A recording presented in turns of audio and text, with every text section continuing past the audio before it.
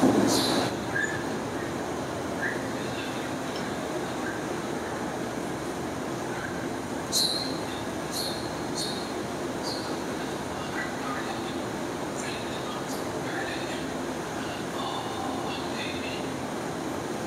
الله وملائكته يصلون على النبي يا أيها الذين آمنوا صلوا عليه وسلموا تسليما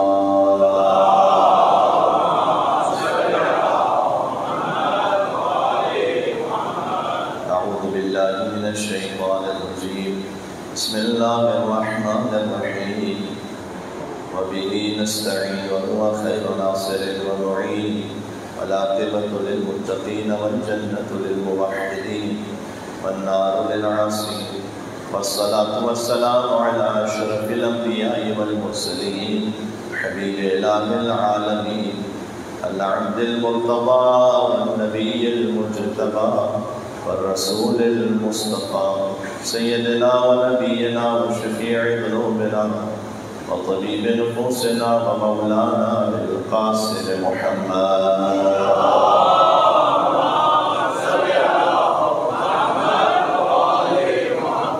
وعلى آله الطيبين الطاهرين المعصومين المظلومين المنتجبين المنتخبين الميامين سيما بقية الله في الأرض الذين أذهب الله عنهم الرجس وطهرهم تطهيرا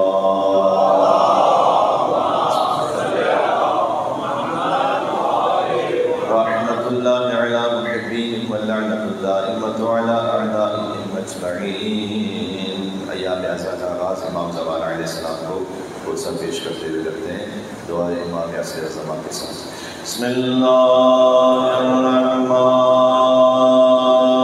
الرحیم اللہم کن ولیک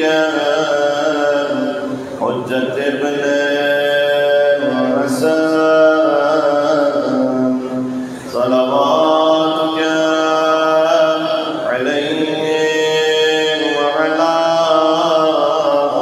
آله في هذه الساعة وفي كل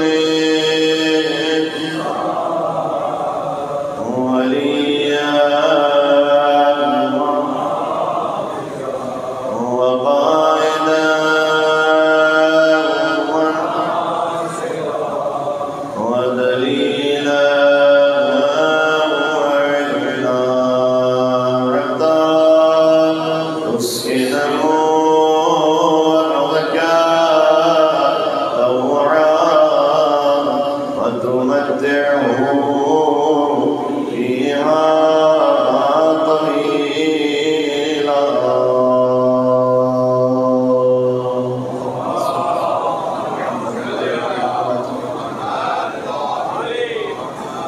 قال الله تبارك وتعالى في القرآن بسم الله الرحمن الرحيم أو كظلمات في بحر لجي يغشاه موج من فوقه سحاب ظلمات بعضها فوق بعض نعرہ صلوات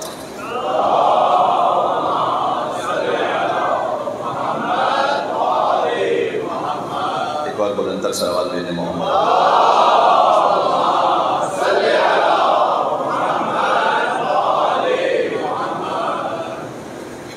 وہ ایام کے جو ابا عبداللہ حسین علیہ السلام سے منسوب ہیں عشرہ محرم الحرام کی صورت میں آغاز آج ہو چکا ہے اللہ عز و جل وہ دفتر کے جہاں عزاداران ابا عبداللہ حسین علیہ السلام کا نام لکھا جاتا ہے وہاں ہم سب کا نام ثبت فرمائے اور بطور احسن یہ عزاداری قبول ہو اس خاطر اس عشرے کا آغاز خود ابا عبداللہ حسین علیہ السلام کو ہدیہ کرتے ہوئے 3 مرتبہ بآواز بلند صلوات بین محمد صلی علی محمد وآل محمد اللہم صلی علی محمد وآل محمد اللہم صلی علی محمد وآل محمد وعجل فرجہم. آپ کے لیے آواز واضح ہے انشاءاللہ؟ جب کوئی بھی عزادار فرش عزا پر آتا ہے تو وہ منتظمین کا مہمان نہیں ہوتا. منتظمین یقیناً فیسیلیٹیٹ کرتے ہیں تاکہ مجلس میں آنے والے کو زحمت نہ ہو اور محفوظ ماحول میں ذکر امام حسین علیہ السلام برپا ہو سکے. اور جو اس سلسلے میں دام درہم قدم سخن کسی بھی طرح سے اپنا حصہ شامل کرتے ہیں وہ یقیناً اللہ عز و جل کی بارگاہ میں معجور ہیں، ان کی مساعی مشکور ہیں، اور سیدہ سلام اللہ علیہ انہیں دنیا اور آخرت میں اجر عطا فرمائیں گی. تو وہ یقیناً آپ کی خدمت کر رہے ہوتے ہیں، لیکن آپ مہمان ان کے نہیں ہوتے، مہمان آپ خطیب کے بھی نہیں ہوتے. اس فرض پر مہمان آپ اس ہستی کے ہوتے ہیں کہ جس کا یہ فرش عزا ہے. اور وہ حسین ابن علی حجت خدا، مظہر صفات خداوندی ہیں. تو اللہ عز و جل کی شان یہ ہے، دعائے ابو حمزہ خمالی کا یہ فقرہ ہے کہ وَلَيْسَ مِن صِفَاتِكَ يَا سَيِّدِي أَن تَأْمُرَ بِالسَّوَالِ وَتَمْنَعِ الْعَطِيَّةَ. پروردگار تیری شان یہ نہیں ہے کہ تو کسی کو بلائے اور کہے کہ سوال کرو اور اس کے بعد اسے عطیے سے محروم کر دے. تیری یہ شان نہیں ہے. اللہ عز و جل کی یہ صفت نہیں ہے کہ اللہ خود ہی حکم دے کہ مجھ سے مانگو اس کے بعد عطا نہ کرے. آیت اللہ وحید خراسانی نے اس سلسلے میں ایک مثال بھی دی تھی کہ ایک فقیر آپ سے کہیں سڑک پر کوئی مانگ لیتا ہے، آپ نے اگر اپنی حیثیت کے مطابق، دوسرا یہ کہ اسے دیکھتے ہوئے جو اس وقت آپ کے لیے سمجھ میں آیا آپ نے اس کی مناسب مدد کر دی. ایک مرتبہ یہ ہے، ایک بار یہ ہے کہ آپ نے اسے کہا معاف کر دو، معذرت کر لی.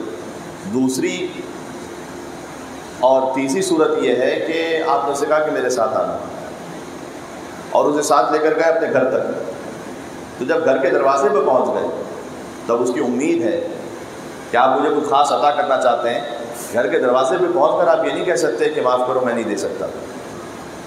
تو وہ یہ کہے گا کہ اگر مجھے کچھ نہیں عطا کرنا تھا تو مجھے بلایا کیوں تھا دنیا پر. تو ہم ان کے غلام اور فقیر ہوتے ہوئے آقا عبداللہ حسین علیہ السلام کی خدمت میں یہ عرض کرنا چاہتے ہیں کہ مولا اگر کچھ نہیں ملنا تھا یہاں اس فرش سے تو ہمیں بلایا کیوں تھا مولا اس فرش پر. جب انہوں نے یہاں بلایا اور اپنا مہمان رکھا ہے، اس کا مطلب ہے کہ وہ خاص عطا کرنا چاہتے ہیں. لینے والے میں ظرفیت ہونی چاہیے، لینے والے میں لیاقت ہونی چاہیے، ورنہ خدا ارحم الراحمین ہے اور حسین حجت خدا ہیں، وہ کریم ابن کریم ہیں. تو اب عبداللہ حسین علیہ السلام کی یہ شان نہیں ہے کہ وہ کہیں کہ مجھ سے مانگو اس کے بعد عطا نہ کریں. تو حسین کریم ابن کریم ہے، اور اتنے کریم ہیں کہ جب دنیا میں تشریف لائے وہ یخرج منہم اللؤلؤ والمرجان کی تفسیر پوری ہو گئی. لؤلؤ امام حسن علیہ السلام، مرجان امام حسین علیہ السلام. یہ تفسیر جب پوری ہو گئی فَبِأَيِّ آلَاءِ رَبِّكُمَا تُكَذِّبَانِ، تو تم اپنے رب کی کون کون سی نعمتوں کو جھٹلاؤ گے.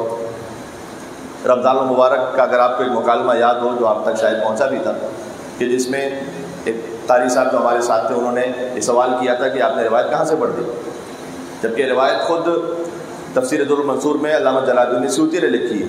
یہ ہمارے مسلک کی کتاب سے نہیں ہے، یہ اہل سنت ایک بڑے مفسر ہیں، انہوں نے اپنی کتاب میں لکھا ہے. اچھا، لیکن پرنسپلی مجھے یہ اصول پسند آیا چونکہ انہوں نے یہ کہا کہ اپنی مرضی سے تفسیر آپ نے کیسے بنا لی ہے. پرنسپلی یہ بات ٹھیک ہے. میں فقط اتنا سوچتا رہا کہ جب ایک آیت کی تفسیر اپنی مرضی سے بن نہیں سکتی تو پورے دین کا خلیفہ اپنی مرضی سے کیسے بن سکتا ہے.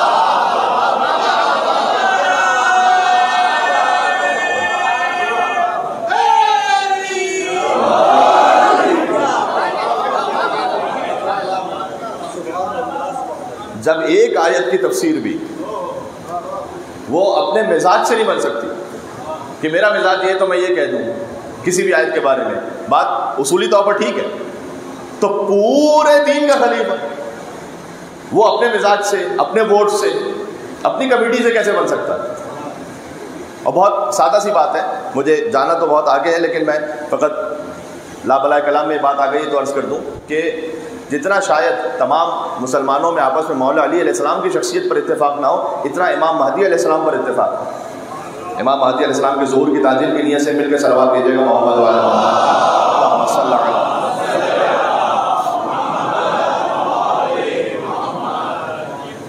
اس لیے کہ خود سرزمین حجاز سے ایسے مقالے چھپ چکے ہیں اور وہ انٹرنیٹ پر اویلیبل بھی ہیں کہ مثلا جس کا عنوان ہے من انکر المہدی فقط کفر، جس نے امام مہدی کا انکار کیا اس نے کفر کیا، اس لیے کہ اس نے صریح حدیث نبوی کا انکار کیا.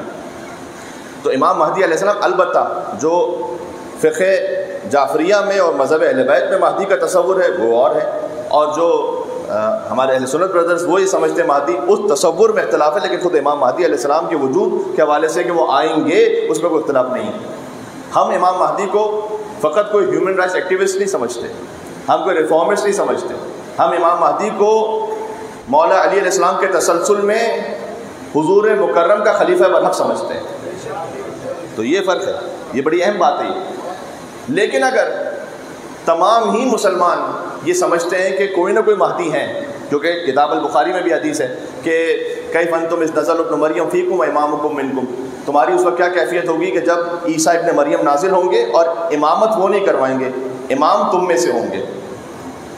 اب ظاہر ہے کسی بھی عالم کی یا فقیہ کی یا مجتہد کی یا مفتی کی یہ جرأت نہیں ہے کہ وہ یہ کہہ سکے کہ میں عیسیٰ روح اللہ کی امامت کرواؤں گا، میں ان کا امام بنوں گا، یہ کوئی نہیں کہہ سکتا۔ جانتے کیوں نہیں کہہ سکتا؟ سادہ سی ایک جملے میں دلیل، اس لیے کہ عیسیٰ روح اللہ کا امام بننے کے لیے کم از کم مردے کو زندہ کرنے آنا چاہیے۔ بہت سادہ سی بات مل کے صلوات بھیجیں امام مہدی صلی اللہ علیہ وسلم، ورنہ یہ تو پاسبل نہیں کہ مقتدی تو مردے کو زندہ کر دے اور امام وہ نہ کر پائے، تو یہ تو ممکن نہیں ہے۔ تو اس لیے میں یہ عرض کر رہا ہوں کہ اگر مہدی ہیں کہ جنہیں آنا ہے اور وہ قیادت کریں گے امت مسلمہ کی، تو ایک آپشن ہے، وہ یہ کہ کیا یہ پاسبل ہے کہ کوئی کمیٹی بنائے، کوئی بزرگ علماء کی ایک ٹیم بنائے اور وہ سلیکٹ کر لیں کہ مہدی کون ہے۔ آپ سوچ رہے ہیں میں کیا کہنا چاہ رہا ہوں؟ آپ ایک ٹیم بنائیے اور وہ ٹیم مل کر یہ فیصلہ کر لے کہ مہدی کون ہے۔ یہ ہو سکتا ہے؟ نہیں ہو سکتا۔ وہ بات کہ جو آخر میں سمجھ میں آ رہی ہے نا مسلمانوں کو، یا میں سب سے پہلے سمجھ میں آ گئی تھی،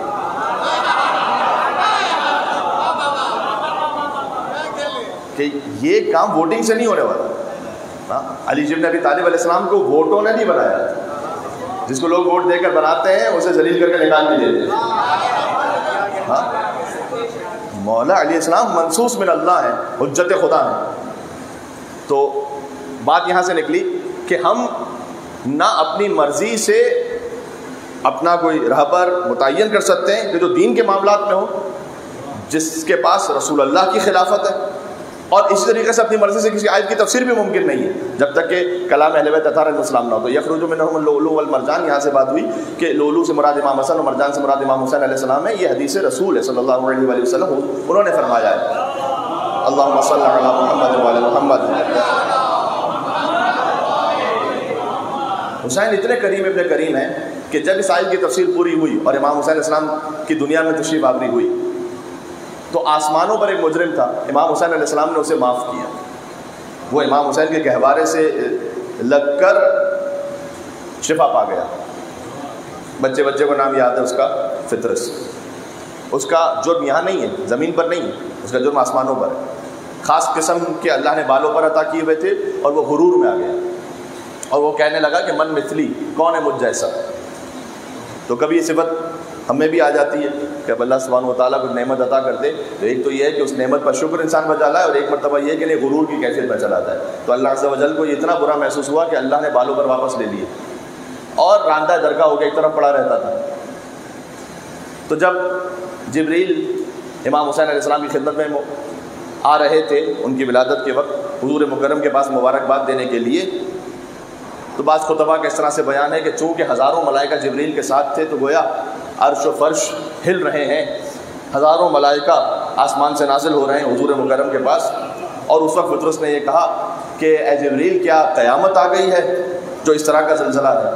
میں زبان حال پڑھ رہا ہوں، کوئی روایت تو نہیں میرے پاس، لیکن گویا کیفیت ہے کہ جبریل نے جواب دیا قیامت تو نہیں آئی لیکن قیامت کا مالک ضرور دنیا میں آ چکا ہے۔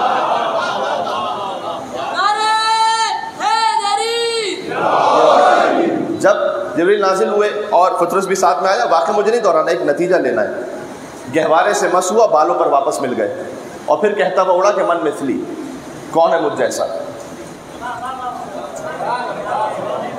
یعنی ابھی جس جرم کی وجہ سے سزا ملی تھی تو اب جب پر واپس ملے تو پھر کہہ رہے ہیں من مثلی، کون ہے مجھ جیسا۔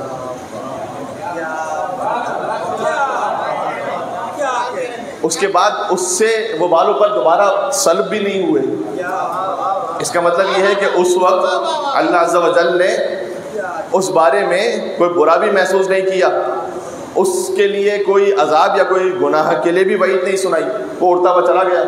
آج تک اس کا ذکر ہو رہا ہے محفل امام حسین میں، مجلس امام حسین علیہ السلام میں۔ تو میں اس فرشتے سے اگر پوچھ سکوں کہ پہلے جس کام پہ سزا ملی تھی تکبر پر کہ کون ہے مجھ جیسا کوئی بھی نہیں ہے، اللہ نے راندہ درگاہ کر دیا تھا، اب یہ کہہ رہا ہے من مثلی بالوں پر ملنے کے فوراً بعد، تو وہ فرشتے کا جواب یہ ہوگا، جواب اپنی مرضی سے میں نہیں کہہ رہا۔ علامہ ذیشان جوادی صاحب نے ایک بڑا خوبصورت فقرہ لکھا اپنی کتاب میں، وہ کہتے ہیں کہ شاید فطرت یہ کہے کہ پہلے جو کہہ رہا تھا نا من مثلی کون ہے مجھ جیسا، وہ بغیر دلیل کے کہہ رہا تھا، اب جو کہہ رہا ہوں من مثلی حسین کے گہوارے سے شفا پا کر کہہ رہا ہوں، دلیل کے ساتھ کہہ رہا ہوں، اس لیے کہ میں حسین کی جانب سے شفا وصول کرنے والا ہوں۔ تو کون ہے مجھ جیسا، کون ہے مجھ جیسا؟ واہ، سارے مریضوں کی شفا یابی کے لیے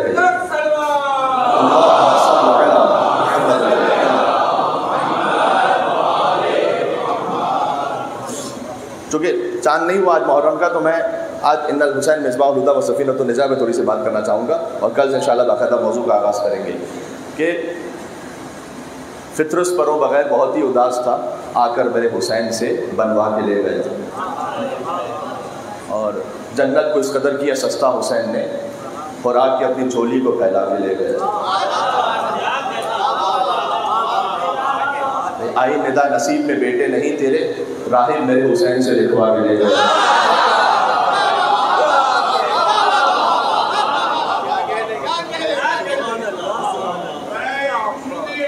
سبحان اللہ، مل کے سلوات آزاد کی برابر۔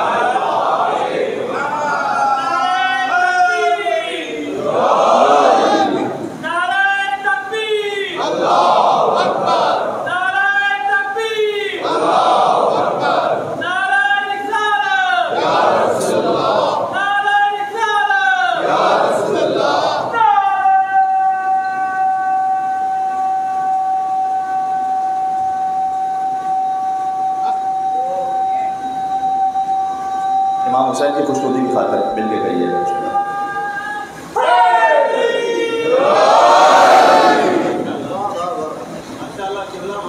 اب جو میں کہہ رہا ہوں وہ دلیل کے ساتھ کہہ رہا ہوں کہ آئی ندا نصیب میں بیٹے نہیں تھے، راہب میرے حسین سے لکھوا کے لے گئے۔ تو جس حسین علیہ السلام نے راہب کو عطا فرمایا اور حر کو عطا فرمایا اور پطرس کو عطا فرمایا، تو وہ اپنے عزادار کو عطا نہیں فرمائے۔ یہ ہے کریم ابن کریم حسین جو میں بات عرض کر رہا تھا کہ راہب میرے حسین سے لکھوا کے لے گیا، اور ماتمی حسین کا اتنا ہے لاڈلا، قسمت میرے حسین سے لکھوا کے لے گیا، یوں کہوں جنت میرے حسین سے لکھوا کے لے گیا۔ ہاں، قسمت بھی ہے، جنت بھی ہے، اللہ سبحانہ و تعالیٰ کی خوشنودی بھی ہے، رضا بھی ہے، باب اللہ امام حسین علیہ السلام۔ تو جب دنیا میں تشریف لائے امام حسین، تو آسمان کا ایک مجرم تھا، امام حسین السلام کے گہوارے سے لگ گیا، معافی مل گئی۔ جب امام دنیا سے تشریف لے جا رہے ہیں آخری دن، زمین کا ایک مجرم ہے اور اس نے آ کر امام حسین علیہ السلام سے معافی مانگی، امام نے فرمایا کہ میں نے معاف کیا اور میرے رب نے معاف کیا۔ اس سے علامہ رشید ترابی صاحب علی اللہ مقام ہو استفادہ کرتے تھے، اگر آپ کے ساتھ کسی نے کوئی زیادتی کی ہے تو آپ یہ تو کہہ سکتے ہیں کہ میں نے معاف کیا، ہم میں سے کوئی یہ نہیں کہہ سکتا کہ رب نے بھی معاف کیا۔ بہت توجہ کیجیے گا، یہ ہم میں سے نہیں، کوئی بھی نہیں کہہ سکتا، اس لیے کہ رب کا معاملہ تو اللہ سبحانہ و تعالیٰ جانے، لیکن یہاں معاملہ یہ ہے کہ رب جانے میں حسین جانے۔ جی، جب امام حسین نے معاف کیا، اس کا مطلب یہ ہے کہ رب العالمین نے معاف کیا۔ اس کا مطلب کیا ہے؟ ہر شخص جس کے پاس کوئی طاقت اختیار ہوتا ہے نا، اس کی کوئی جوریسڈکشن ہوتی ہے، یعنی اس کا کوئی اختیار کا دائرہ ہوتا ہے۔ اب جو کراچی کے کمشنر صاحب ہیں، ان کا دائرہ کراچی تک ہے، حیدرآباد میں نہیں۔ جو وزیر اعلیٰ سندھ ہیں، ان کا دائرہ سندھ تک ہے، پنجاب میں نہیں۔ جہاں جس کی حکومت اور اختیار ہے، وہیں تک اس کی بات کا اثر ہے۔ امام حسین علیہ السلام کا دنیا میں آتے ہوئے آسمان کے مجرم کو معاف کرنا، زمین سے جاتے ہوئے زمین کے مجرم کو معاف کرنا، سب شاہد کمال شہ مشرقین ہیں، سب شاہد کمال شہ مشرق، سب شاہد ہے، آسمان والے بھی زمین والے بھی، سب شاہد کمال شہ مشرقین ہیں، اور جب تک خدا کا ملک ہے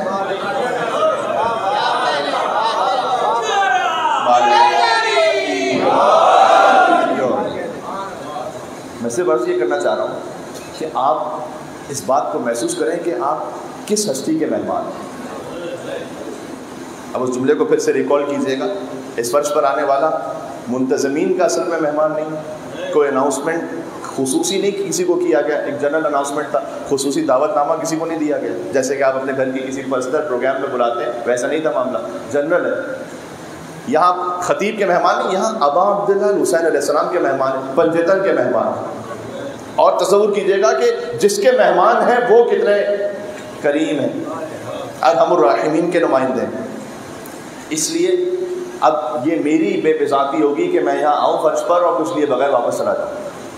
تو سب سے پہلی جو کیفیت ہے جو اس فرش پہ طاری ہونی چاہیے, دیکھیں جب تک گریہ نہیں ہے تو عزاداری نہیں ہے, اس ذہن میں رکھیے گا.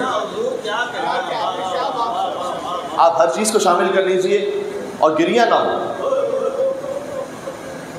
اگر گریہ نہ ہو سکے تو نیکسٹ آپشن یہ بتلایا گیا کہ فتبا کا, رونے جیسی شکل بناؤ. چونکہ ہے کبھی انسان کسی بھی وجہ سے, کبھی ہو سکتا ہے کہ گناہوں کی وجہ سے سختی قلب ہے, اور کبھی حالات کی وجہ سے ہے, کوئی اسٹریس ہے, کبھی کسی اور معاملے کی وجہ سے وہ نہیں رو پا رہا. رونا ہمیشہ انسان کے اختیار میں نہیں ہوتا, لیکن رونے جیسی شکل بنانا انسان کے اختیار میں ہوتا ہے. تو جب تک گریہ نہیں ہے تو عزاداری نہیں ہے, یہ بات ذہن میں رکھیے گا. یعنی فرض کیجئے کہ ہم نے بہت کچھ اس میں شامل کر لیا, ہر وہ اچھی شے کہ جو آپ کو فیس ویلیو پر اچھی لگ رہی ہے, اس کا مطلب یہ نہیں کہ وہ عزاداری کا جز بھی بن جائے. اور اگر کوئی اس کو عزاداری میں کر بھی رہا ہو تو وہ کام اچھا ہے, لیکن ضروری نہیں ہے کہ اس سے عزاداری پوری ہو رہی ہے. میں آپ کو تھوڑی سی مثال دیتا ہوں.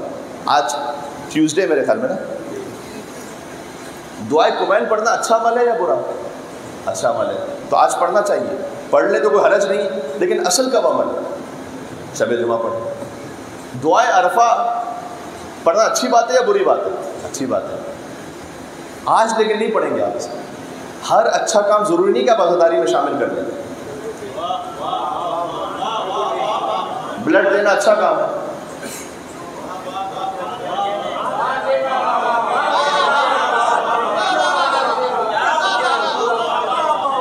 ایک صلوات بھیجے گا, نام امام حسین علیہ السلام صلی اللہ علیہ وسلم.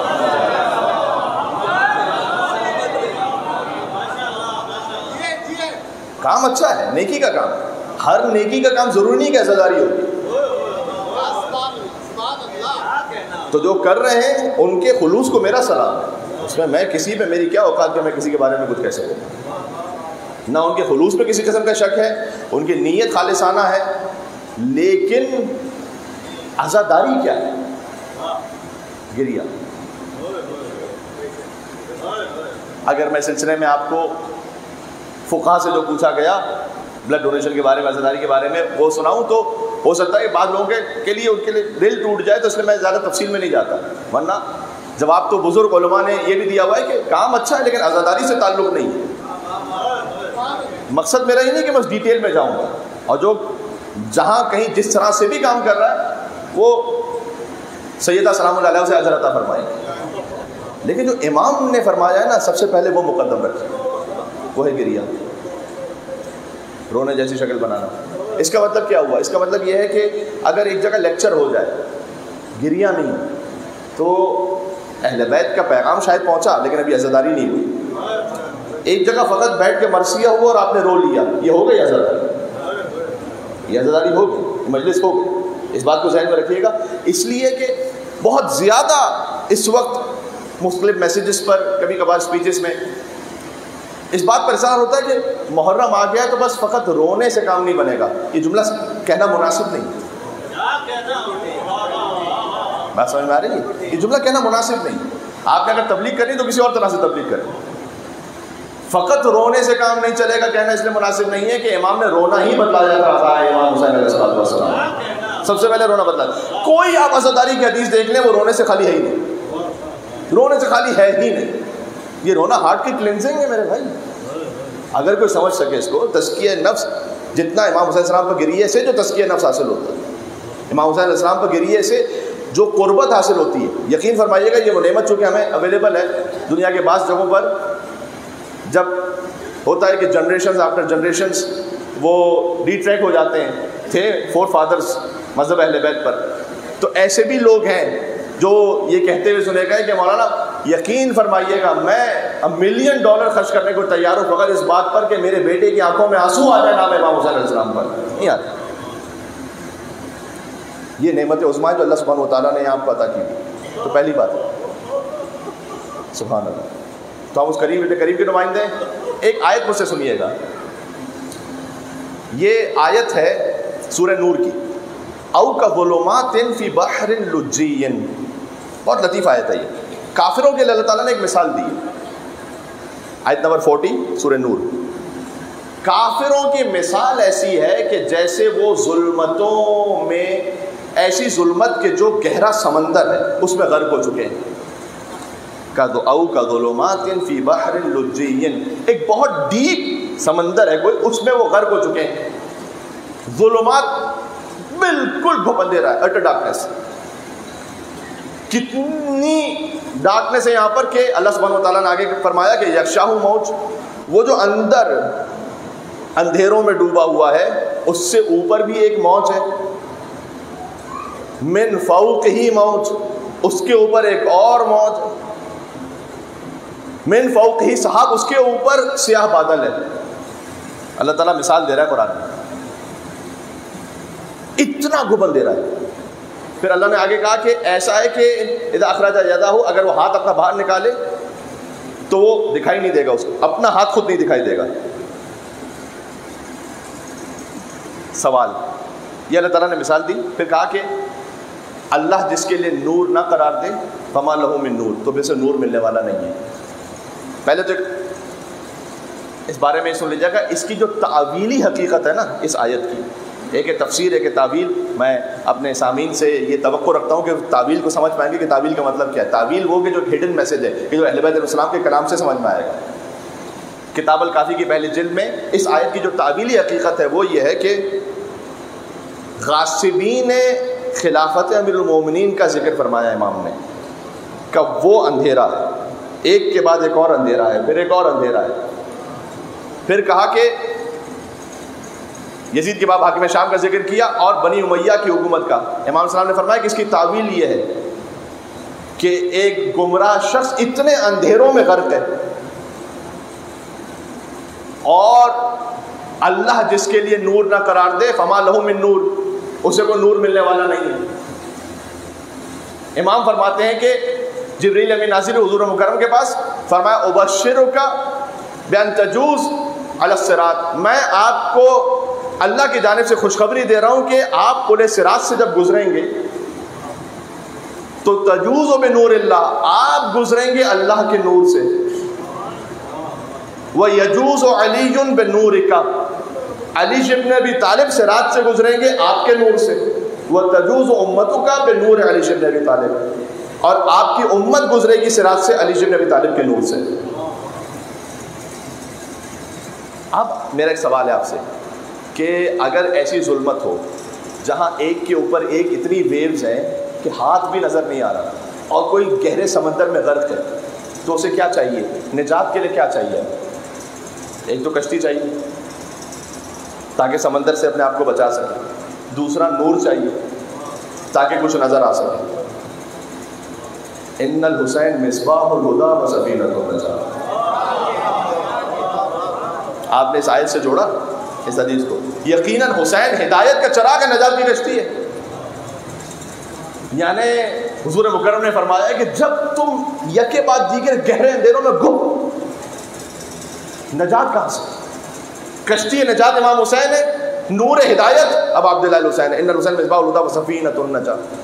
اچھا، اس حدیث کو بیان فرما کر ہمارے یہاں پر ہوتا ہے کوئی پروڈکٹ ہوتا ہے، اس کی ایکسپائری ڈیٹ لکھی ہوتی ہے، یہاں تک یہ پروڈکٹ ہے. حضور نے کچھ نہیں کہا کہ یہاں تک ہے میرے ساتھ اب یہ نہیں ہے. یعنی جیسے 1400 سال پہلے حسین مصباح الہدی و سفینۃ النجات تھے، آج بھی اسی طرح سے حسین مصباح الہدی سفینۃ النجات ہے، قیامت تک مصباح الہدی سفینۃ النجات رہیں گے. اس لیے کہ حضور مکرم نے فرمایا کہ اللہ نے اپنے عرش کے دائیں طرف یہ لکھا ہوا ہے کہ انہ مصباح الہدی و سفینۃ النجات ہے.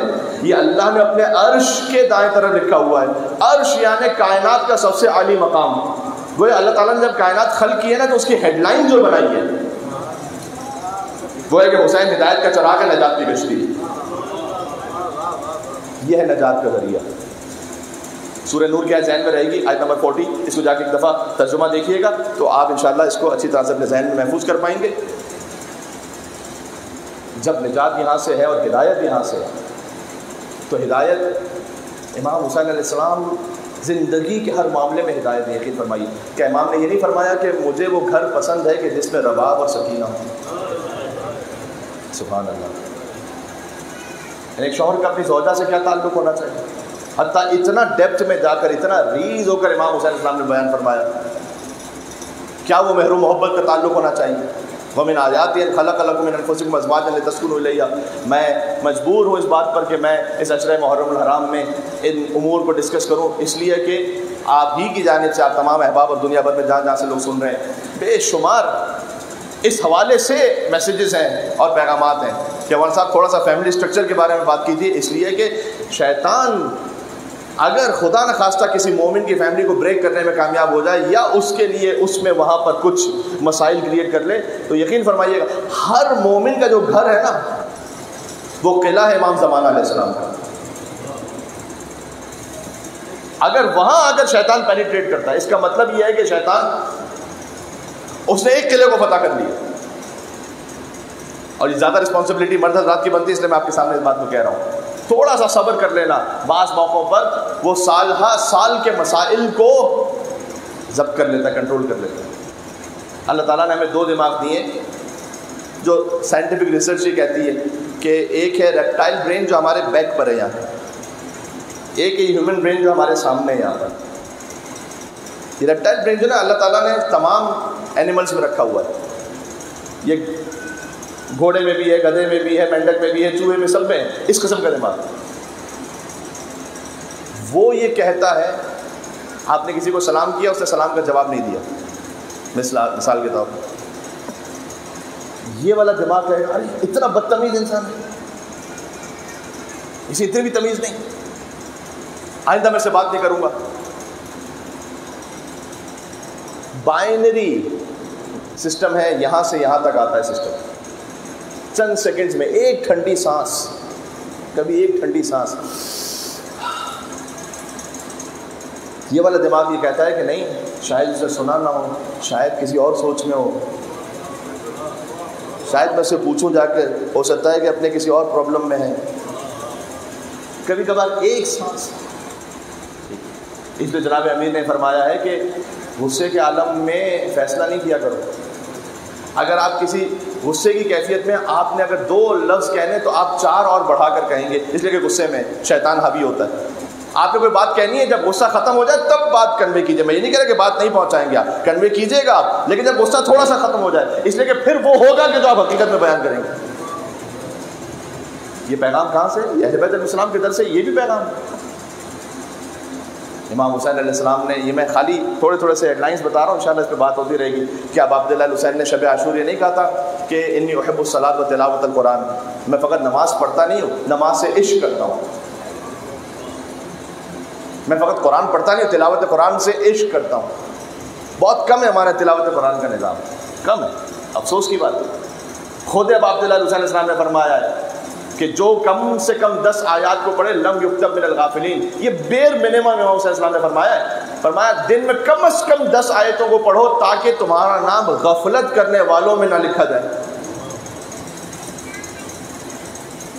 کوشش کریں کم از کم 10 آیتیں. پھر امام نے کہا کہ جو 20 آیتوں کو پڑھے اس کا کیا مقام ہے, جو 30 آیتوں کو پڑھے, اور جو 50 آیتوں کو پڑھے فرمایا کہ اللہ اس کا نام ذاکرین میں لکھے گا.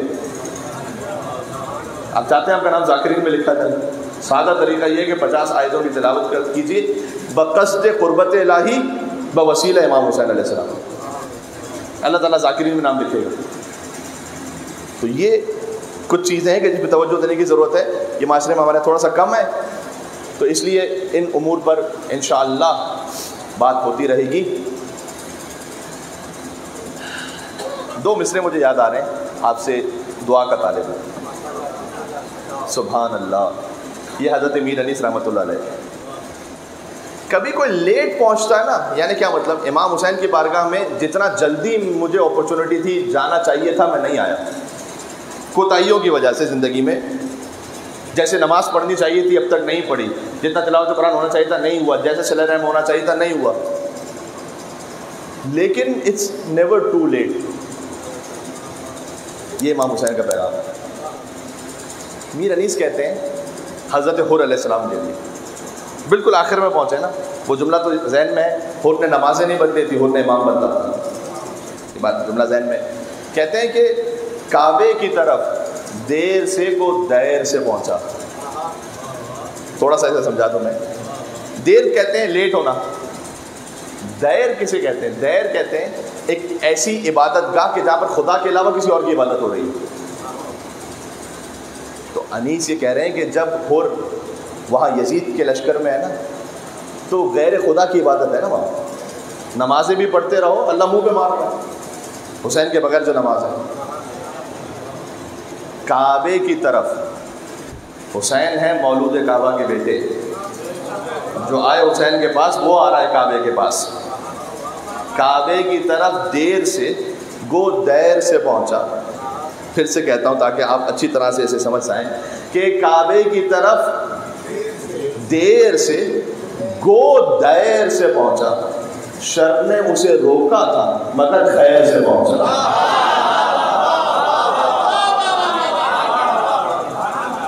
اللہ اکبر، اللہ اکبر. علی مولا، علی مولا، علی مولا، علی مولا. مل کے صلوات اللہ صلی علی محمد. اس میں تعبیر یہ شر نے اسے روکا تھا مگر خیر سے پہنچا، یعنی خیر کے پاس بھی پہنچا اور خیر سے پہنچا. ایسے پہنچا. ایک منٹ. گلی گلی. اچھا ایک نعرہ حیدری لگا لو، چلو آپ کے لیے نعرہ حیدری کہہ دو، کہہ دو.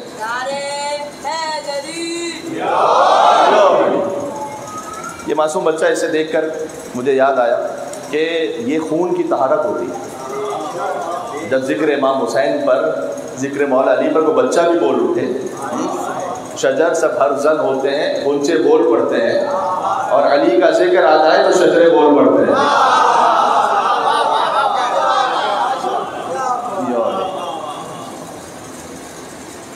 حر علیہ السلام دیر سے پہنچے لیکن خیر سے پہنچے. تو یہ اب عشرہ محرم شروع ہو رہا ہے، دیر ہو جائے لیکن خیر سے پہنچے. اب آپ حسین علیہ السلام کی بات سمجھ رہے ہیں میری بات کیا کہنا چاہ رہا ہوں؟ سبحان اللہ. عزیزوں، امام حسین سے جو سب سے زیادہ شبیہ ہیں وہ حضرت یحییٰ ہیں. حضرت یحییٰ کا سر بھی قلم ہوا. حضرت زکریا کے بیٹے ہیں. جب حضرت زکریا کے سامنے امام حسین کے مصائب پڑے گئے تھے نا تو حضرت زکریا بہت گریا کرتے تھے. اللہ تعالیٰ سے کہتے تھے کہ پروردگار تو مجھے کوئی ایسا بیٹا عطا کر جو شبیہ ہے ابا عبداللہ حسین، تو میں اپنے قلب میں محسوس کروں کہ جب اس پر وہ مصائب آئیں تو کیا گزرے گی رسول اللہ کے قلب مطہر پر. حضرت یحییٰ نے مانگا تھا حضرت زکریا نے اسی نیت سے. تو حضرت زکریا کے فضل حضرت یحییٰ جانتے کہاں دفن ہے؟ جہاں امام حسین کا سر رکھا گیا تھا، دربار اموی میں سامنے جو سر رکھا گیا تھا امام حسین علیہ السلام کا، اسی مقام پر حضرت یحییٰ دفن ہے. ایران کے خطیب میں انہیں سن رہا تھا، انہوں نے کہا کہ ہم گئے تھے مقام راس امام حسین کی زیارت پر، تو وہاں ایک کرسچن کاروان آیا ہوا تھا حضرت یحییٰ کی زیارت پر. جان کہتے ہیں وہ حضرت یحییٰ کو، تو وہ جان کی زیارت پر آئے ہوئے تھے. تو انہوں نے ہمیں دیکھا کہ ہم رو رہے ہیں، حسین حسین کہہ رہے ہیں، تو انہوں نے کہا کہ آپ کس لیے آئے ہیں؟ ہم تو یہ جان حضرت یحییٰ کی زیارت پر آئے، آپ کیوں آئے؟ ہم نے کہا کہ یہ وہ یحییٰ ہے کہ جو شبیہ ہے امام حسین ہے. اور پھر کہتے ہیں ہم جو ہمارے عالم تھے انہوں نے ان کے سامنے امام حسین علیہ السلام کے مصائب پڑھے.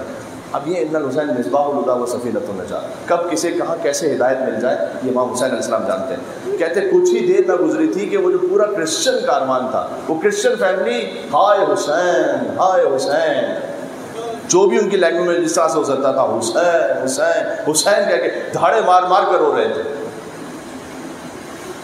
حضرت یحییٰ کا سر بھی کاٹ کر ظالم کے دربار میں سامنے پیش کیا گیا. حضرت یحییٰ کی شہادت پر آسمان خون کے آنسو رویا تھا. یہ امام محمد تقی نے فرمایا ہے کہ امام حسین کی شہادت اور یحییٰ کی شہادت پر. میں ایک فقرہ کہنا چاہتا ہوں, امید رکھتا ہوں کہ یا حسین کہہ کے آپ کی صدا بلند ہوگی. حضرت یحییٰ میں شبات یہ ہے کہ حسین بھی شہید, یحییٰ بھی شہید. حسین کا سر قلم ہوا, حضرت یحییٰ کا سر قلم ہوا. حسین کا سر دربار میں گیا, حضرت یحییٰ کا سر دربار میں گیا. لیکن ایک فرق بھی ہے, میں نے کہیں یہ نہیں پڑھا کہ یحییٰ کی شہادت کے بعد ان کی بچی کو تماچے مارے گئے.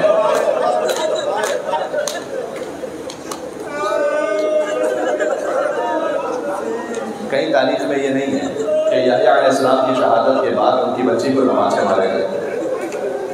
کہیں تاریخ میں یہ نہیں ہے کہ یحییٰ کی شہادت کے بعد ان کی بہنوں کے سر سے چادر چھین لی.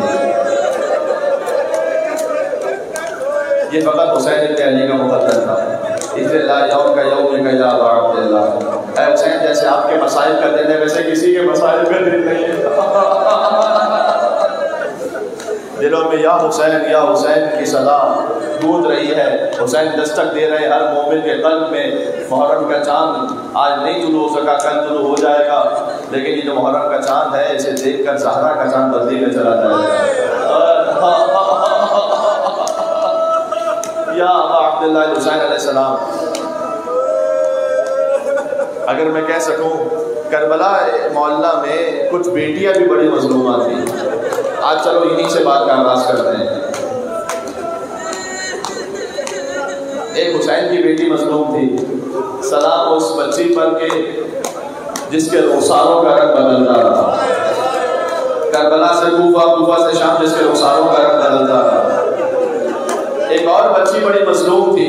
اللہ جانے میں بچوں سے یہ بات کہہ رہا ہوں, ہو سکتا ہے مسائل پورے نہ پہنچے ہوں. ایک بچی تھی جو شام غریبہ بامار ہو گئی تھی. وہ مسلم کی یتیم بچی تھی کہ جسے حسین نے گود میں بٹھا کر گوشوارے پہنائے تھے. یہ مسلم کی یتیمہ تھی, شام غریبہ گھوڑوں بڑھاووں تلے بامار ہو گئی. کم از کم 6 سے 7 بچوں کے لیے ملتا ہے شب 11 محرم شام غریبہ. یہ روایت کم پڑی جاتی ہے کہ اتنے بچے مامال ہوئے جب بچے بکھر گئے تھے. اور اسی رات شہزادی زینب سلام اللہ علیہا نے سید سجاد علیہ السلام کے ساتھ مل کر ان بچوں کو دفن کیا. میں نے بزرگ عالم مشہد سے ان سے روایت سنی تھی, میرا تو کلیجہ کام گیا تھا. کہتے ہیں جانتے ہو کیوں دفن کیا تھا؟ اس لیے کہ خوف تھا کہ صبح 11 محرم اگر دفن نہ کیا جائے تو یہ مسلم کی یتیمہ کا سر کاٹ کر, چھوٹے چھوٹے بچوں کے سر کاٹ کر لوگے نہیں دفن بدل کے نہیں. لیکن یہ فقط حسین کے علی اصغر کا مقدر تھا. اصغر کا سر کاٹ کر لوگے نہیں دفن بدل. جزاک اللہ, خدا آپ کو کسی وقت میں نہ رلائے سوائے غم ابا عبداللہ حسین علیہ السلام کے. آپ ماشاءاللہ اتنی بڑی تعداد میں یہاں تشریف فرما ہے. کیا حسین جب ایک انسان کہتا ہے تو دوسرے کا بھی دل کرتا ہے کہ یا حسین کہہ کر اپنی آواز کو ملا لے. ایک اور معصوم بچی ہے جسے حسین چھوڑ کر مدینہ سے چلے تھے. اب مجھے نہیں معلوم مدینہ میں باپ سے جدا ہو کر رہ جانا زیادہ سخت تھا یا باپ کے ساتھ جا کر تماچے کھانا. دامن میں آگ لگ گئی. ہو سکتا ہے سکینہ بی بی نے یہ پیغام پہنچایا ہو کہ اچھا ہوا سغرا تو میرے ساتھ رہے, اچھا ہوا سغرا تو میرے ساتھ رہے. وہ بیمار بیٹی جس کے دل میں بڑا ارمان ہے کہ باپ جا رہا ہے, پھوپھی اماں تشریف لے جا رہی ہیں. دیکھو حسین مدینہ سے چلے چند دقیقے مسائل کے. میں نے عرض کیا کہ گریہ ہی اصل میں مجلس ہے, اسی خاطر یہاں تشریف فرمائے. جب ظالم نے بلایا تھا نا, امام حسین علیہ السلام جب دربار میں گئے ہیں, اس نے بیعت کا مطالبہ کیا. امام نے فرمایا کہ یہ بیعت کا معاملہ رات کی تاریکی میں کیا کر رہا ہے, کل دن میں بات کریں گے, پھر بتاؤں گا کہ بیعت کا زیادہ حقدار کون ہے. مروان وہاں تھا, اس نے کہا ولید اگر حسین چلے گئے نا اس کے بعد تجھے ملیں گے نہیں, یا بیعت لے یا سر کاٹ لے. امام نے کہا کہ ابن زرقائے نیلی آنکھوں والی کے بیٹے تیری یہ جرت ہے کہ تو حسین کو یہاں دربار میں مارے گا. بس حسین کی صدا بلند ہو رہی تھی جو بنی ہاشم کے جوان تھے نا باہر. اپنے آپ سے سوال کرو سب سے پہلے دربار میں کون داخل ہوا؟ علمدار کربلا ابو الفضل عباس علیہ السلام. کوئی عباس کہہ رہے تھے کس کی مجال و جرت ہے کہ میرے مولا سے بلند آواز سے بات کر لے. میں کہوں گا اے مولا جب عصر عاشور حسین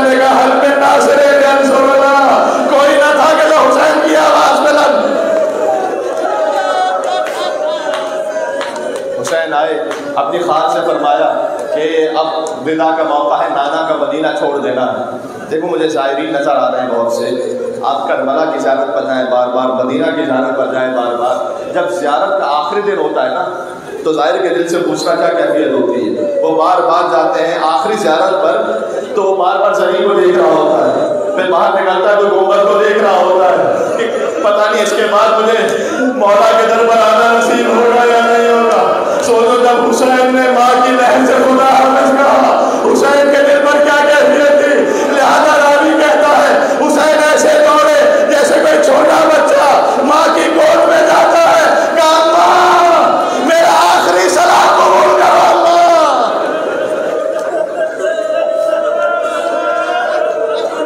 زہرا بے چین تھی اپنی قبر میں، میر انیس کہتے ہیں تربت میں جو کی میں نے بہت گریہ ازاری، سیدہ فاطمہ فرما رہی ہیں گھبرا کے نجف سے علی آئے کئی باری، کہتے تھے کہ احمد مختار کی پیاری تم پاس ہو تربت ہے بہت دور ہمارے، علی تو بہت دور ہے نا نجف میں، تم پاس ہو تربت ہے بہت دور ہماری، گھر لٹتا ہے کیوں کر ہمیں چین آئے گا زہرا، گھر لٹتا ہے کیوں کر ہمیں چین آئے گا زہرا، کیا ہم سے نہ رخصت کو حسین آئے گا زہرا۔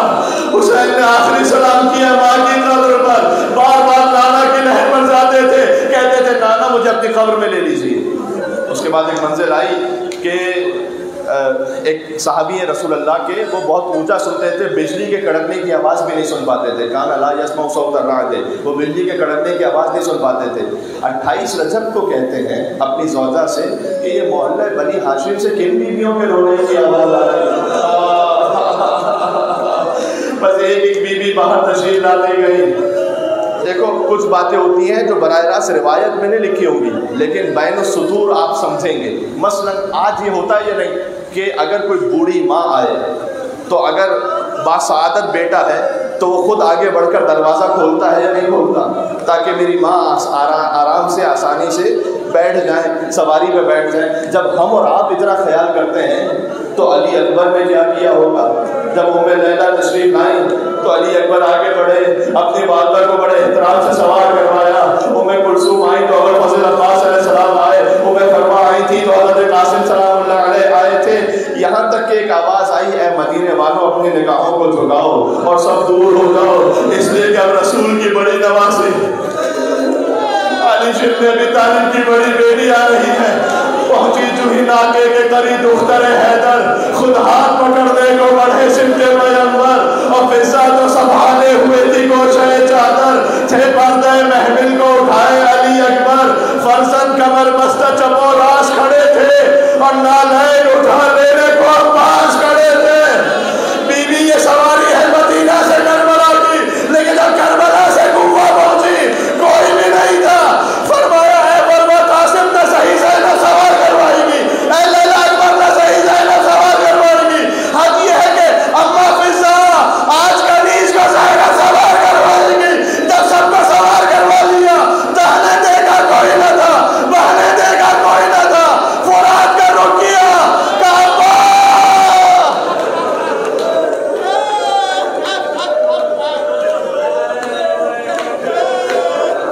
مجھے اجازت دو تو میں ایک فقرہ اس معصوم بیٹی کے بارے میں کہہ کر بات تمام کر دوں۔ ابھی حسین کچھ آگے بڑھے تھے، یہ بعض قدیمی منابع میں تو نہیں لیکن بعض بات کے متاخر منابع میں اس طرح کا معاملہ اور شاعری میں موجود ہے کہ ابو الفضل عباس آئے اور آ کر کہا کہ اے مولا قافلہ کچھ دیر کے لیے روک لیجیے گا، کہ عباس ابھی تو ہم چلے ہیں، کہ مولا وہ آپ کی معصوم دختر تشریف لا رہی ہے، اور فاطمہ تو صغریٰ یہ کہہ رہی تھی مہلن مہلن یا ابھی، بابا ذرا آہستہ بابا، ذرا آہستہ بابا۔ حسین کہہ گئے تھے کہ فاطمہ صغریٰ میری ماں فاطمہ تو زہرا کی شبیہ ہے، تو حسین سب برداشت کر لے گا لیکن شبیہ زہرا کوفہ اور شام کے بازاروں میں پھرائی جائے یا حسین سے ضبط نہیں ہو پائے گا، لہذا صغریٰ جانتی ہے کہ مجھے لے کے تو نہیں جائیں گے ساتھ میں، لیکن بابا ایک بار مجھے ننھے مسافر کی زیارت کروا دو بابا۔ صغریٰ کی گود میں علی اصغر آئے، اب دوبارہ واپس ماں کی گود میں جاتے نہیں ہیں، بات یہ ہے کہ شہزادی زینب بھی آگے بڑھی لیکن اصغر واپس نہیں جاتے. حسین نے اصغر کے کان میں کچھ کہا, بچہ فوراً ہمت کر مارتی گود میں آ گیا. اللہ تعالیٰ حسین نے کیا کہا تھا اپنے معصوم علی اصغر سے, اے اصغر آپ کے بغیر میرا جہاد نامکمل ہے. البن ناصر ینصرنا جب کہا تھا نا حسین نے, تو اصغر نے اپنے آپ کو جھولے سے زمین پر گرا کر یہ کہا تھا کہ بابا مجھے لے آئے تھے نا قربانی کے لیے, سغرا کی گود سے مجھے لیا تھا. بس حسین چلے گئے. اب سغرا یاد کرتی رہتی تھی, بابا چلے گئے شاید واپس آئے. اپنے علی اکبر بھیا کو یاد کرتی تھی. یہاں تک کہ محرم کا چاند طلوع ہوا تو سغرا کے دل میں ایک بے کلی رہتی تھی. حضرت ام سلمہ کو ایک شیشی دے کر گئے تھے حسین جس میں کربلا کی خاک تھی. فرمایا تھا کہ جب تک یہ خاک رہے تو سمجھنا میں زندہ ہوں, جب یہ خون بن جائے تو سمجھنا میں دنیا سے جا چکا ہوں. تو بار بار شیشی کو دیکھتی رہتی تھی. سغرا نے ایک خط بھی لکھا تھا اور قاصد کو جو خط دیا تھا نا, تو اسے یہ کہا تھا کہ میرے بابا کے پاس پہنچنا تو دائیں طرف میرا چچا عباس ہوگا, بائیں طرف میرا بھیا علی اکبر ہوگا.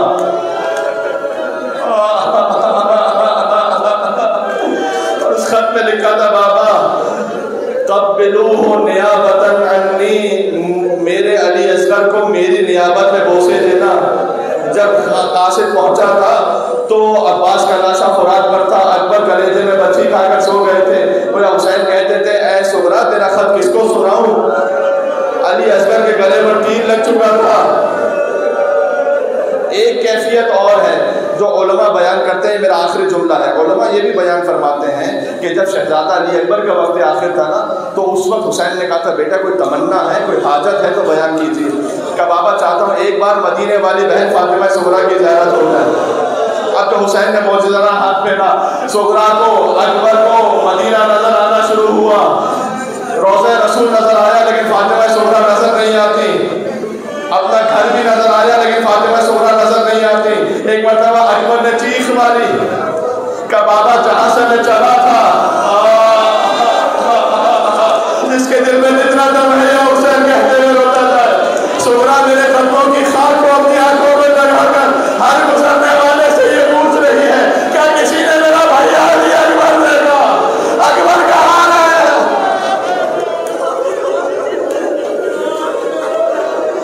جزاک اللہ. آپ نے گریہ فرمایا ہے, آج پہلی مجلس ہے, اپنے دلوں کو کربلا لے کر چلے.